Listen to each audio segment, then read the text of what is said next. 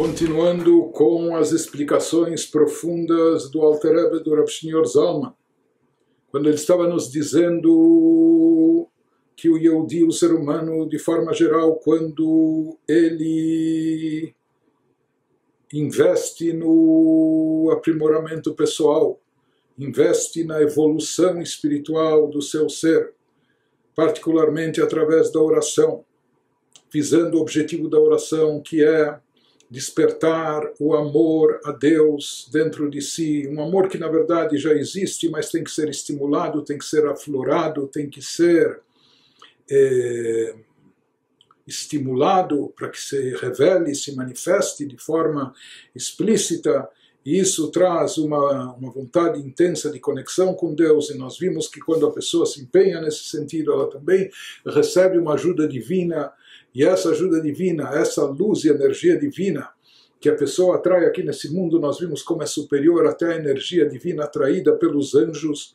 Por isso, o serviço espiritual realizado pela pessoa aqui nesse mundo, justamente pelo ser humano de carne e osso, né? Ser humano carnal, incorporado, alma incorporada, no corpo físico, isso tem um valor e um alcance maior do que aquilo que é produzido em termos espirituais pelos próprios anjos. Nós falamos que quando uma pessoa consegue desenvolver isso dentro de si, cultivar essa espiritualidade, essa elevação, essa busca de conexão com Deus, então isso desencadeia a atração de uma energia e luz divina sobre ela, sobre a pessoa, fazendo com que isso se manifeste também no indivíduo a tal ponto que ele, entre aspas, domestica o seu corpo, sua alma animal. Ele consegue converter até o seu lado físico, dominar o seu lado físico, colocando-o a serviço da espiritualidade, a serviço de Deus. Por mais que o corpo físico tenha as suas tendências, inclinações nesse nosso mundo terrestre, com todo o assédio que nós temos, etc., com tudo que ele oferece, mas, através da oração, através da contemplação, através disso que a pessoa consegue captar divindade de forma tal que, mesmo não obstante se tratando de algo abstrato, de algo totalmente espiritual, não tangível, mas a pessoa consegue praticamente enxergar, visualizar isso de forma palpável, como se estivesse vendo a olho nu, como a gente explicou.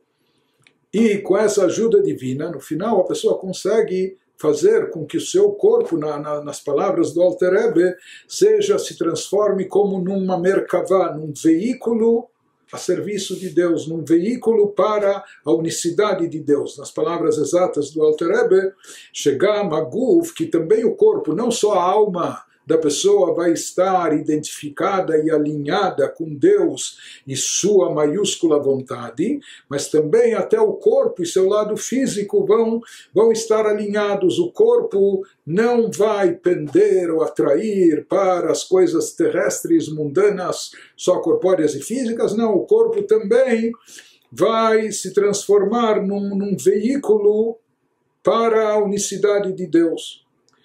Isso que o Alter Rebbe está nos dizendo, que essa é a grandeza do serviço espiritual realizado pelas almas incorporadas aqui, que elas conseguem transformar a própria escuridão em luz, converter a escuridão em luz.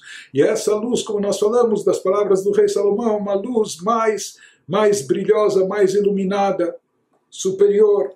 Quando se transforma a escuridão espiritual do próprio corpo físico, fazendo com que ele se torne, não só que ele fique subordinado à alma, mais do que isso, que ele se torne um veículo para a alma. O que é um veículo?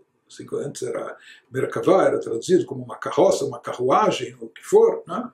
Uma pessoa, utilizando o veículo, ela chega mais longe, chega mais alto, mais longe do que ela chegaria caminhando a pé, chega mais rápido, etc. Não é?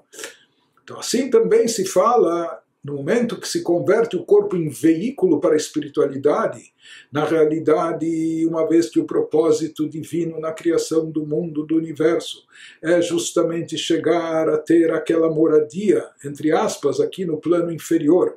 Então esse plano inferior, esse mundo físico material é o objetivo, a finalidade de tudo.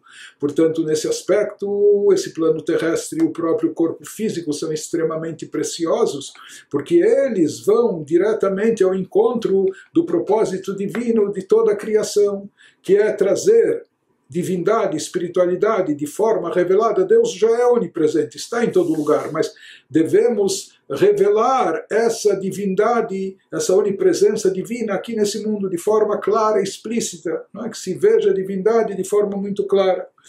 Então, por isso, aquilo que é produzido e realizado aqui nesse plano inferior, envolvendo justamente o lado físico e a matéria, é algo muito caro e precioso, algo muito especial.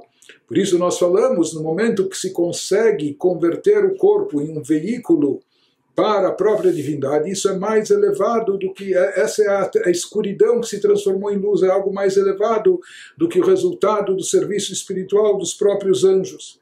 Ou seja, no momento que a pessoa consegue trazer essa luz divina até aqui embaixo, até o seu corpo físico, com essa iluminação divina, a pessoa consegue dissipar a escuridão espiritual do seu corpo. Mais do que isso, ela consegue colocar o corpo a serviço de Deus. Ela consegue, porque para fazer todas as mitzvot, nós precisamos de um corpo. As almas, os espíritos vagantes, almas desincorporadas, não tem como cumprir mitzvot e preencher a vontade de Deus. Para cumprir toda e qualquer mitzvah, nós precisamos do corpo, seja o braço para colocar o tefilin, ou sobre a cabeça, a mão para dar a tzedakah, e o que for. As mitzvot se cumprem no plano físico, as mitzvot que elevam o mundo, que trazem espiritualidade para o plano material, que resgatam as faíscas divinas presentes aqui no campo terrestre. Isso tudo é feito através do corpo, e isso significa colocar o corpo a serviço de Deus como um veículo para transportar e transferir espiritualidade e divindade no plano terrestre. Isso é algo extremamente elevado. Quando nós colocamos o corpo a serviço de Deus, e ele se torna um veículo para a divindade. Isso é chamado da luz que vem após ou a partir da escuridão, quando após a escuridão ter sido transformada em luz, quando o corpo físico ele também se eleva para um plano espiritual. E essa é a vantagem que se obtém através desse serviço aqui. Então, o que significa o veículo? Um veículo não tem vontade própria. Um veículo não sai andando sozinho. O condutor do veículo é que escolhe, resolve, decide para onde o veículo, em que direção o veículo vai seguir. Isso significa transformar o corpo em um veículo para a espiritualidade, ou seja, que o corpo não reaja de forma instintiva ou impulsiva, se deixando levar e atrair apenas para as coisas físicas do mundo, suas necessidades corpóreas, seus prazeres físicos, etc. Não, que o corpo seja um veículo para Deus, ou seja, nós colocamos Deus no volante. Ele decide o corpo, aqui no caso, quem está dirigindo é a alma, que é uma partícula da divindade. Ela que vai dirigir e direcionar o corpo não vai seguir instintivamente ou naturalmente só atrás dos prazeres ou necessidades físicas, etc. Não, há um condutor. Por quê? Porque o corpo foi transformado num veículo, e o veículo tem um condutor que é a alma.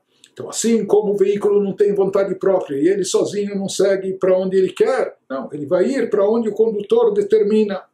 E aqui ele nos fala que a ideia é de que o corpo acaba sendo convertido num veículo para a unicidade de Deus. E conforme a gente já explicou várias vezes, aqui nesse ensaio do Alter Rebbe, que quando nós falamos em unicidade de Deus, não se trata apenas em contestar politeísmo, dizer que não existem outros deuses e divindades. O conceito de unicidade de Deus, conforme explicado na Hassidut, é mais profundo. Ele nos diz que Deus é a única existência real, verdadeira, absoluta, a única existência autônoma, independente, que ela da existência, essa existência divina, é o que dá vida e existência a todos os seres e criaturas. Portanto, na linguagem bíblica, Ein od milvado, além de Deus não existe nada, ninguém, né, que tem força própria, etc. Portanto, Deus é tudo. E quando a pessoa se conscientiza disso, fica imbuída dessa ideia, como nós falamos, daí a sua escala de valores, sua ordem, hierarquia de valores se transforma por completo. Quando a pessoa sabe que a única coisa que realmente, de fato, importa é a divindade, a vontade de Deus, a missão de Deus, o propósito divino no mundo, etc. Então isso muda de figura a nossa vida, a nossa existência, o seu objetivo, etc. Então isso significa o que o Alter Rebbe nos diz, que o corpo se transforme num veículo para a realização da unicidade de Deus, né, para implementar tudo que está relacionado com esse conceito da unicidade divina. ולכן כאשר פועלים בגוף הגשמי שייכנע לרצון עליון מחמת שמתבטל אל החיות אלוקית שבו. Por isso, quando nós conseguimos, por assim dizer, refinar e elevar o nosso corpo, atrair divindade sobre si, fazer a nossa alma iluminar e brilhar, atrair essa energia divina, de forma tal que isso impacte e influencie até o corpo, porque o objetivo não é a pessoa embarcar, não é para esferas espirituais sua alma se desprender do corpo, não, o objetivo é trazer espiritualidade para o plano físico, para o campo terrestre. Quando a pessoa consegue realizar isso, que esse também é o objetivo da oração, então ela acaba convertendo o corpo num veículo para a serviço da propagação da unicidade de Deus. Então aqui o Alter Rebbe ele nos diz, por mais que o corpo a princípio é uma entidade física, com suas vontades, necessidades próprias, e por isso a princípio ele encobre e oculta, ele até um obstáculo para a espiritualidade ou para a santidade, etc. Mas quando nós não apenas neutralizamos o corpo, que ele não interfira na elevação espiritual, não se constitua num obstáculo, e mais do que isso, quando nós conseguimos transformá-lo, convertê-lo num veículo a serviço da divindade, da espiritualidade, então isso causa, o efeito disso é esse efeito grandioso da escuridão que se transforma em luz, que é essa luz obtida a partir da escuridão, como nós explicamos, é uma luz muitíssimo elevada, mais elevada do que aquela luz que sempre foi luz. A partir disso o Alter Rebbe vai voltar à explicação do Shema Israel, ולכן אומרים, השם אלוקינו שלנו ממש. Então ele estava nos explicando trechos selecionados da Tfilá, da nossa liturgia, da nossa reza, em especial ele estava enfatizando o Shema Israel. Então no Shema Israel, que é a nossa declaração máxima de fé, nós dizemos, escuta Israel, e não só escuta, mas entenda, absorva esse conceito que Hashem Elokeinu, Deus, nosso Deus, Hashem Echad, Deus é um, único, e como nós falamos, não só que não existem outros, mas é o conceito de unicidade de Deus. Aqui se fala Hashem Elokeinu. Hashem Elokeinu em hebraico, aqui estão mencionados dois nomes de Deus. O tetragrama, o que nós falamos Hashem, Hashem literalmente significa o nome, mas isso se refere ao chamado nome inefável, aquele nome de tão sagrado que nós não pronunciamos, inclusive esse nome era pronunciado somente no Beit HaMikdash, no serviço dos Kohanim, ou bênção sacerdotal, que era feita somente no templo sagrado em Jerusalém, em momentos especiais. Mas uma vez que esse nome é inefável, hoje nem se sabe direito a pronúncia desse nome, por isso o tetragrama nós chamamos de Hashem, o nome. Não é? Hashem significa o nome, mas isso faz alusão ao tetragrama, o nome de 4 letras, Yud Kei Vav Kei em hebraico. E existe o nome Elohim, existem outros nomes também, existem pelo menos 7 nomes sagrados de Deus, não é? Mas aqui nós estamos falando desses dois nomes mais comuns, Hashem e Elohim. E nós vamos ver a diferença entre eles que aqui se trata não somente de sinônimos, o que representa essa nomenclatura divina, que em geral cada nome de Deus ele está associado a uma forma de atuação divina, ou uma das sefirot, ou dos atributos de Deus e da sua forma de atuação no mundo. Então nós vamos ver a seguir o que significa o nome Hashem, o tetragrama, e o que significa o nome Elohim, e por que aqui no Shema Israel ambos os nomes estão mencionados. Nós vamos ver então em seguida o significado mais profundo do versículo do Shema Israel.